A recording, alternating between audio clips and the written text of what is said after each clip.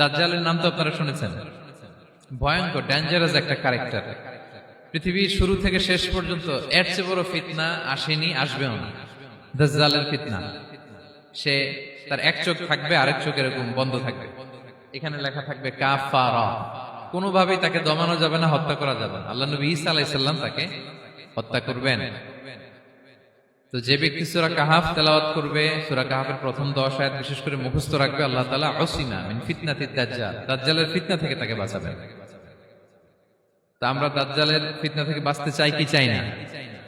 আমরা যেন সূরা কাহাফের প্রথম 10 আয়াত মুখস্থ করি। সূরা কাহাফ যেন জুমার দিন আমরা তেলাওয়াত করি।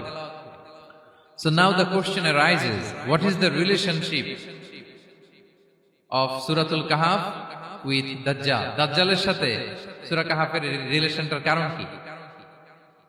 একটা মেকানিজম তো এখানে আছে। এত সূরা থাকে, রাসূল সাল্লাল্লাহু আলাইহি ওয়াসাল্লাম কেন বলেন যে সূরা কাহাফ পড়লে দাজ্জালের ফিতনা থেকে বাঁচবে? কারণটা কি? এর কারণ হচ্ছে দাজ্জাল আমাদেরকে যে সমস্ত জিনিস দিয়ে ফিতনায় ফেলবে, ওই ফিতনাগুলোর সলিউশন আল্লাহ তাআলা সূরা কাহাফের ভিতরে রেখে দিয়েছেন।